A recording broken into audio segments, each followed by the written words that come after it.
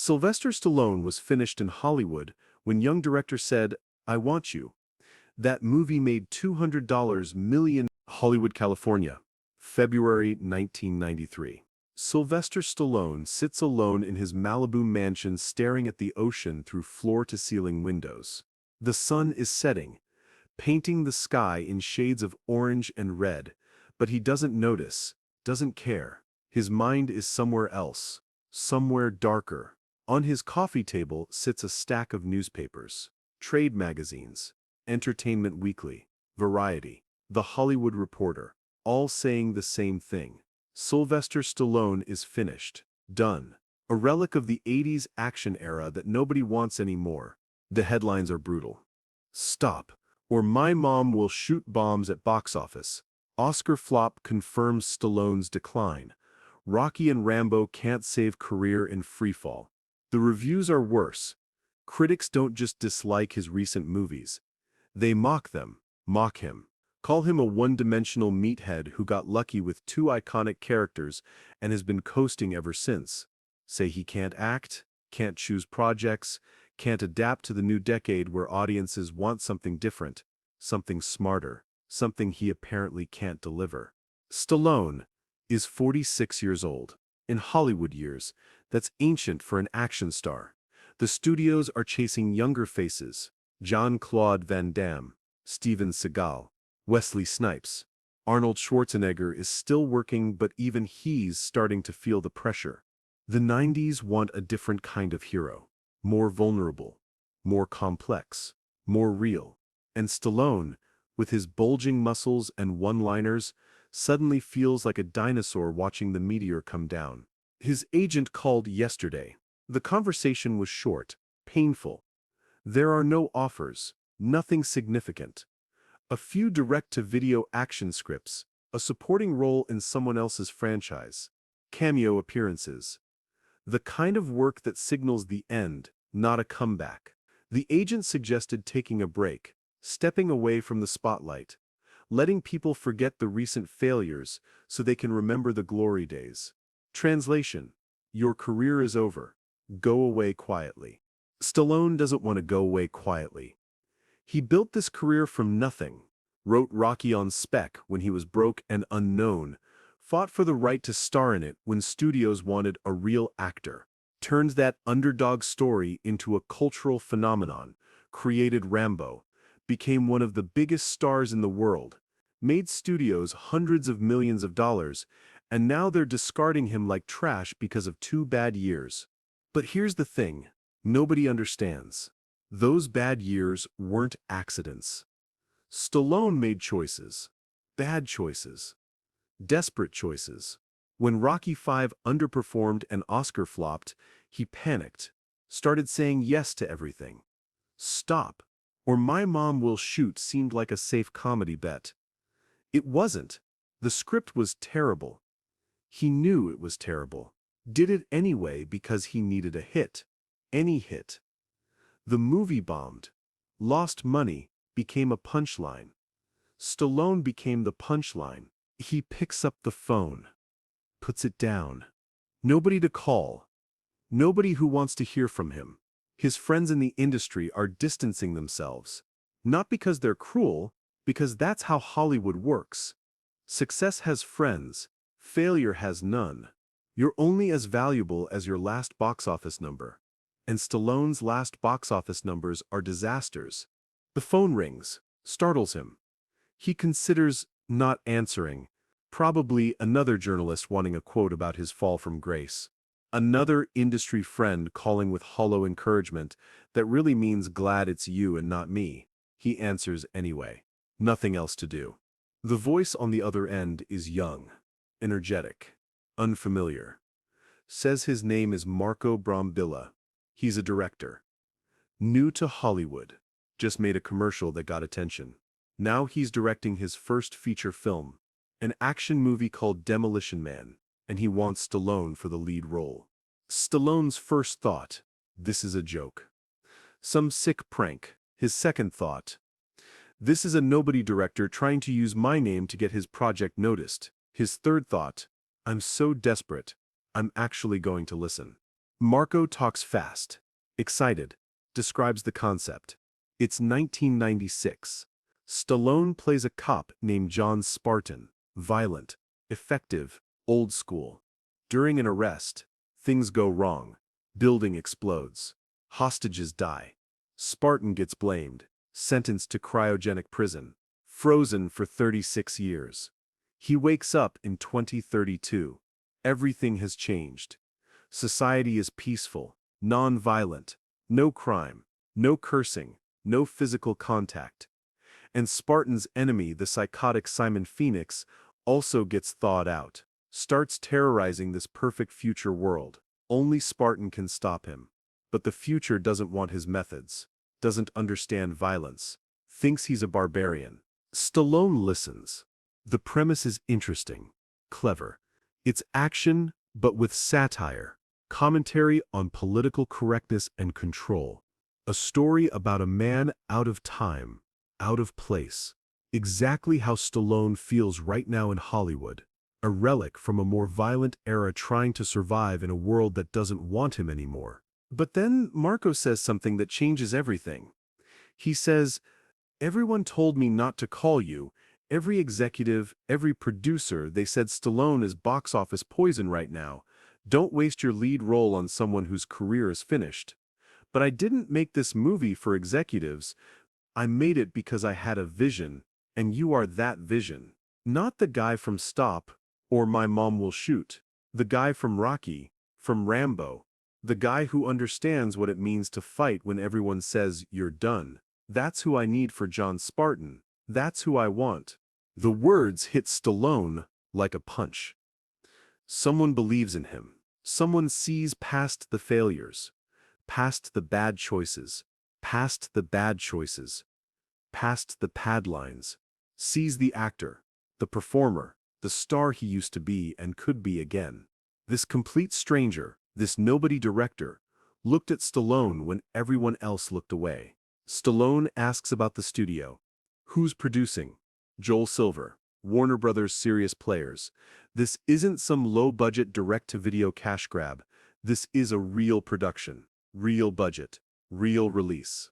Marco confirms they've already cast Wesley Snipes as Simon Phoenix, Sandra Bullock as the female lead.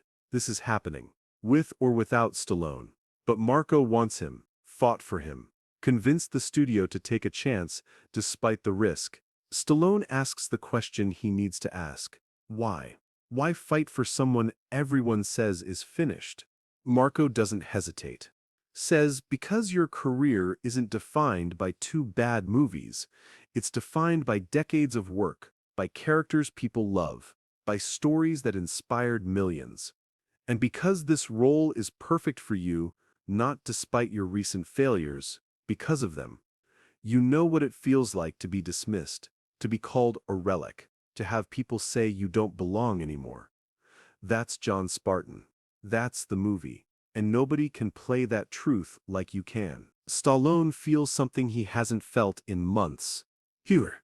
Not certainty. Not confidence. Just the smallest flicker of possibility that maybe, just maybe, this could work. That maybe this young director sees something nobody else sees, that maybe one more chance exists. He says yes. Before his brain can talk him out of it, before fear and doubt can creep back in, he says yes to Marco Brambilla, to Demolition Man, to one more shot at relevance. Production starts 3 months later. Stallone shows up on set different, focused, hungry.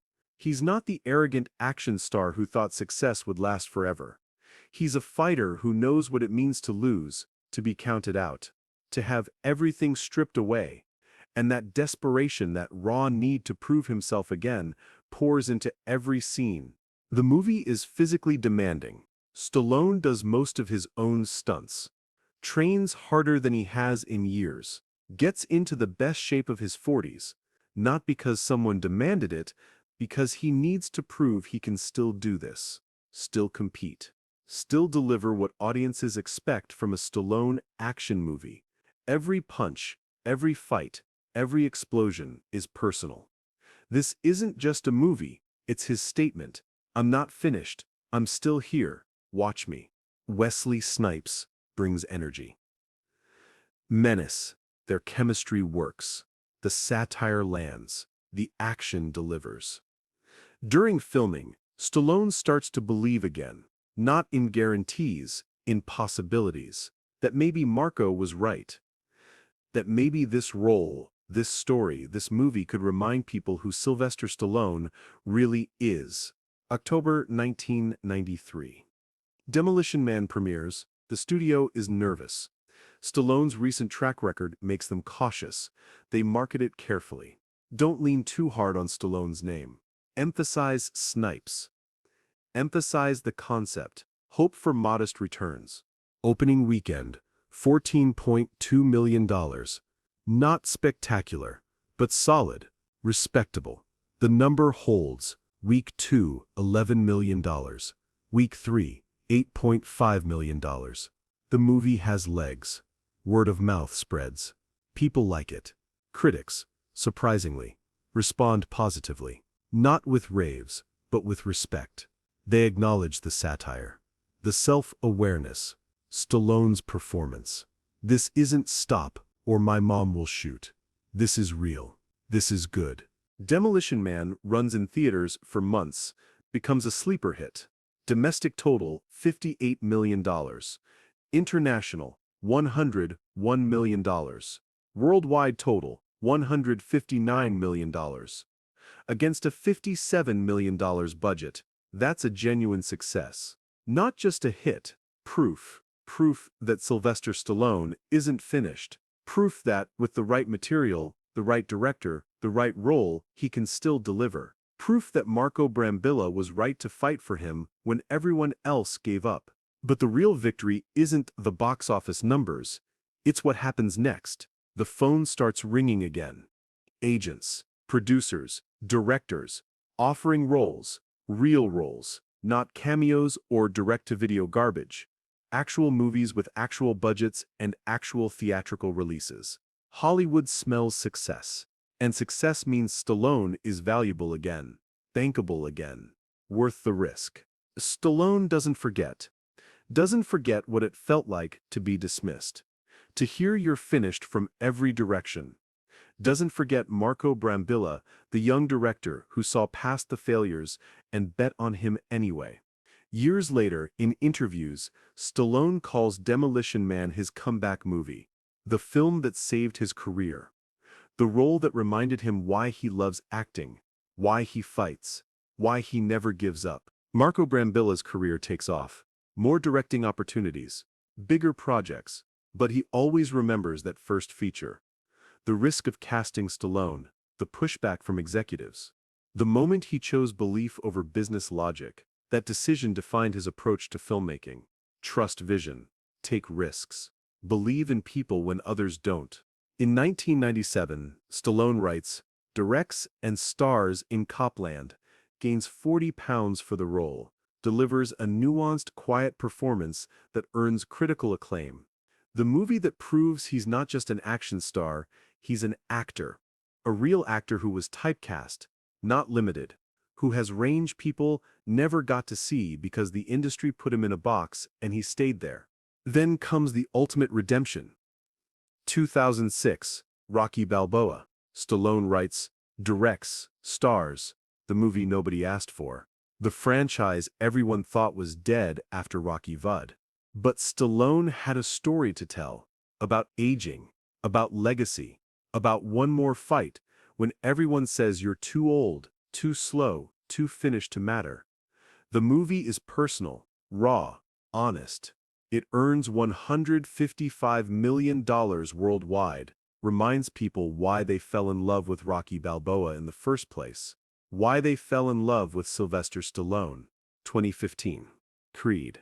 Stallone returns as Rocky's supporting role to Michael B. Jordan's Adonis Creed. The performance is vulnerable, heartbreaking, real. Stallone gets nominated for an Academy Award, Golden Globe.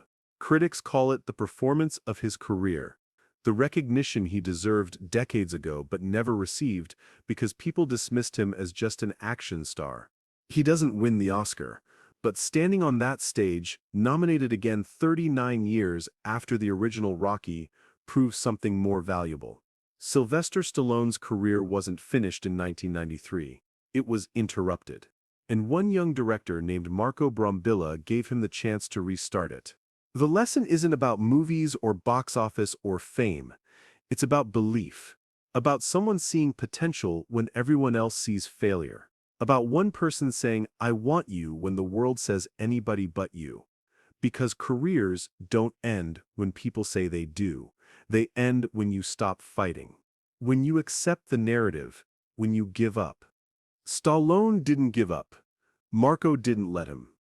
And that phone call in February 1993, that conversation between a desperate star and an unknown director, changed both their lives, created a movie that made nearly $160 million, launched a comeback that led to Rocky Balboa and Creed and The Expendables, and decades more of work that defined a legend. Who in your life is finished?